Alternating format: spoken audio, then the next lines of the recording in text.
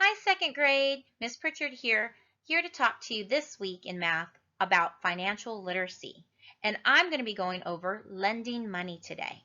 Let's get started. What is lending? Lending is providing others with money or goods now that will be returned or paid back in the future. My favorite example of this is something that we do at school every year, and that is borrow library books. When we borrow a library books, the library is lending us the books with the idea that we're going to return those books back. Let's look at some benefits of lending. One benefit of lending is helping others. Sometimes people just need a few extra dollars that they are more than willing to pay back to you later on. Also, you can develop new relationships with others when you lend them money. Just like when you go into a bank to get a loan, you're developing a relationship that's going to increase credit and other things as you get older. Also, when you lend others money, you have the possibility of earning interest. Interest is money that is added to a loan. So if I borrowed $10 from a friend, I might pay them back $12 later. The sooner I pay back the money, the less interest I'll have to add to the loan. Just like benefits, all things have risks as well. So some of the risks of lending could be that the borrower doesn't pay back the money. That's not a good thing. When we borrow money, most of the time you are going to end up paying back the money because that's money that you borrowed, not that you were given. Also, just like when we borrow library books, our librarian expects us to turn them in without any damages or losing them. And sometimes when you lend money or items could be damaged and given back to you. Also, sometimes people lose money and then they don't give it back to you. This could cause you ruining a relationship. If you borrow something from a friend and you give it back to them broken, they probably will not want to be a very good friend anymore, will they?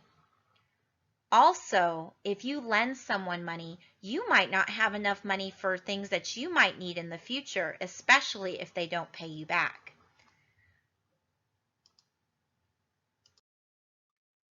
So, when we are lending money or goods to other people, we need to consider the benefits versus the costs or the risks it might take. Always look at the beneficial side. If it's going to be a huge risk to lend money, maybe it would be better for them to find somewhere else to borrow that money from, like a bank or a family member. So let's look at some real-world examples. Joe wants to buy a new toy from the store. He asks his friend for $40 so he can buy it. Joe will not be able to pay back the money. So this example would not be a good reason to lend the money to your friend. You want to make sure that he'd be able to pay you back, especially if it's for something like a video game. Let's look at another example. Susan broke her brand new video game controller after getting mad she lost a game. She wants you to give her one of your extra controllers until her parents buy her a new one. Would this be a good reason to loan Susan your extra controller? Let's look at that situation. Susan was just given a brand new video game controller, but she got mad and broke this one. If she gets mad again, she could break your game controller, so this would be more of a risk to let her borrow this video game controller. Let's look at another example. Your older brother has been saving up for a new bike for a year. He has $75 and only needs 5 more to purchase the bike. He has offered to give you $10 next month if you loan him the $5 now to purchase the bike. Should you loan him the money? Let's look at that situation. Your older brother's been saving his money. Now, if you watch the lesson about saving money, you'll realize that saving is a good thing, and that means you're not spending the money, you are keeping it and building it. He already has $75, so you know he's been saving this for a long time, and he only needs $5 more, which isn't a lot. The next thing you have to look at is it looks like he's going to give you interest. That means he's going to give you back more money than you let him borrow. So in the end, this would probably be a really good example of when you should lend somebody some money. You can trust that he's going to pay you back because he knows how to save his money correctly. Let's look at another example. Your friend John is doing a project about plants and how they grow. You have a collection of books about plants. John asks if you would loan him a few of your books to write his report. Should you loan him the books? Now, this is a situation where we don't know if John is going to return the books, but he is working on a school project, and you do have a large collection of books, and he just wants to borrow them so that he can write a report. So this seems educational.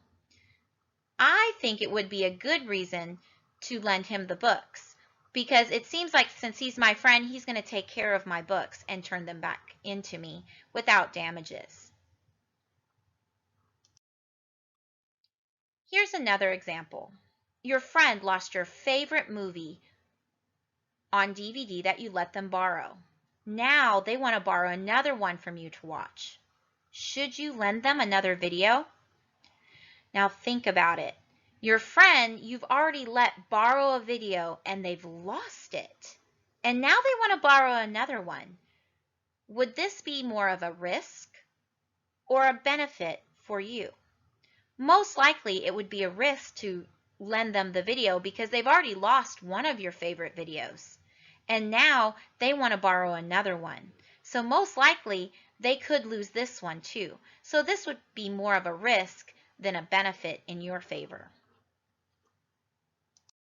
Let's look at today's activity. So today's activity, you're going to list 3 reasons you might need to lend someone money or goods. So think about all these situations. You want to think of 3 reasons that you might need to lend someone money, or it could be an item like a book or a toy, which is a good. So think about all the benefits and all the risks that might be taken when you need to lend someone money. I hope you had fun learning with me today. Just so you know, all your second grade teachers miss you. And have a great week.